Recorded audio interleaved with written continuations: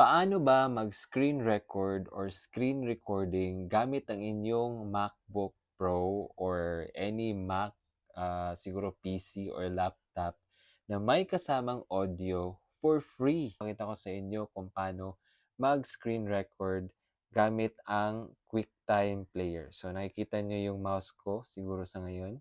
At dito sa baba ay gagamitin natin ang QuickTime Player. So this is I think applicable sa Mac lang, yung QuickTime Player. I don't know if merong QuickTime Player sa Windows. So, gamit ang app na to ay makakapag-screen record tayo na may kasamang audio for free. First things first is kailangan natin i-open ang ating QuickTime Player. Tapos, sa upper left naman, sa pinakamataas left side, sa inyong screen, makikita nyo dito, lalakin ko yung mouse, ayan. So, dyan. Makikita nyo yung file katabi ng QuickTime Player. Tapos, makikita nyo dito yung new movie recording, new audio recording, at new screen recording. So, yung new movie recording is, ito yung sa baba na video na may nagsasalita. Ako nagsasalita. So, in-adjust ko lang yung size niya. Actually, malaki yan pag in-open mo. Tapos, in-adjust ko lang yung size para magmukha siyang parang tutorial video. Ayan, makikita niyo ako habang nagsasalita. So, yan yung new movie recording. Tapos, yung audio recording naman is basically audio lang siya. Wala kang makikita, nagsasalita lang. And then, yung new screen recording naman, ito yung ituturo ko sa inyo. Ito yung nakikita niyo sa screen. So, nagre-record na siya actually habang naka-new movie recording din ako. So, yung new screen recording, yung pinili ko is talaga yung buong Windows na mare-record niya. Para maipakita ko sa inyo yung mga options kung saan i-click, no? Yung pagre-record ng screen natin. So, ayan, dito ka lang punta sa file, magda-drop down menu yan at click lang yung new screen recording. So, pwede yan sabay-sabay. Una kong ginawa is new movie recording. Tapos, in-adjust ko yung size, kaya ito na yan siya dito sa baba.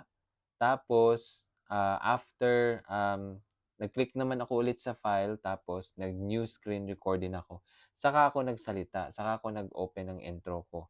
So, ito na yun, makikita nyo at nakapag-record na. So, mostly yung mga first timer, if may makikita kayo mga ibang tutorial dyan na video, hindi naririnig yung boses, no? Gamit ko pala itong Shisuo. Ito naman sa upper right, no? Itong green is yung camera, yung new movie na camera kung saan ako nagsasalita. Ito namang katabi niya na may circle na icon tapos may square sa gitna. Pag na-click mo to, it means mag-stop na yung ating screen recording. So mag-screen ako ulit kung saan makikita nyo yung option um, na paano na magkaroon ng boses yung ating record.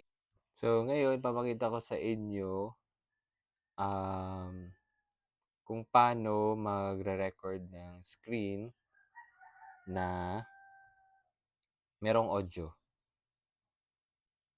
So, click niyo yung file. Ayan, new screen recording. Kita niyo yan.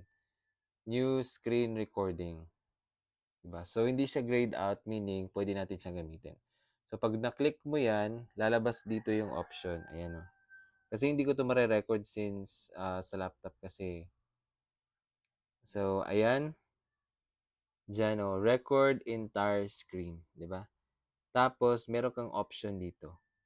So, ito desktop kung gusto mo siya sa desktop na pupunta, yung masi-save yung video. So, i-save natin 'yan. Tapos, next option naman na dito sa timer, if gusto mo may timer, gusto mong huminga muna ng mga 4 seconds bago ka magsalita, ayan, i-click mo yung 5 seconds. Tapos, dito sa baba, ayan. So, meron kang option sa microphone. So, kung gusto mong gamitin yung MacBook Pro microphone, ayan, i-click mo yan para pag nag-screen record ka, yung gagamitin na or madidetect na microphone is yung MacBook Pro microphone. So, pwede din yung iyong iPhone, gagamitin mong microphone. So, i-click mo lang yan, ganyan. Tapos kung meron ka naman mga devices like mga Shisuo or yung mga wireless microphone, lalabas yan dito as option para kung gusto mong maganda talaga yung quality na magagamit mo, yun yung i-click mo. So once na-click mo na, then you can start click this blue button na record para magre-record na siya na may kasamang audio. So, balik tayo sa ating QuickTime player, tapos punta tayo sa upper left, ayan. So, naka-record pa rin pala siya. So, ayan o. So, ito yung button na part. Kung kaya gusto mong i-stop. So, naka-record na siya. So, i-stop natin. Ayan. So, ayun, nagsisave na siya sa ating desktop. Ayan. So, ganun lang. Kaya kanina, meron na siyang audio kasi yun yung ginawa ko. Kailangan lang i-click nyo yung built-in, yung option na microphone dito sa baba. Ayan.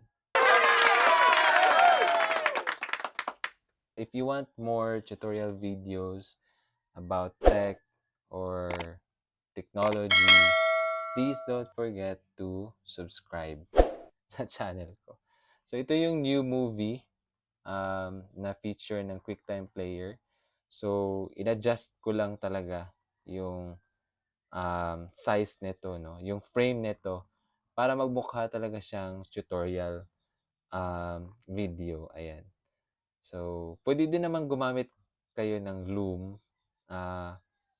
Yung sa web, di ba? May Loom para mag-screen record. Pero 5 minutes lang yun. Pero kung gusto niyo naman ng free at saka unlimited, gumamit na kayo ng QuickTime Player. Tapos mag-screen record na lang kayo. Like, nagtuturo kayo ng kung paano mag-create ng account sa Facebook or paano mag-open ng account sa Instagram, mga ganon. So, gamitin nyo na tong QuickTime Player dito sa baba. And for more videos, again, about technology, web, software, hardware, so please don't forget to hit the subscribe button and subscribe in my channel. Thank you for watching.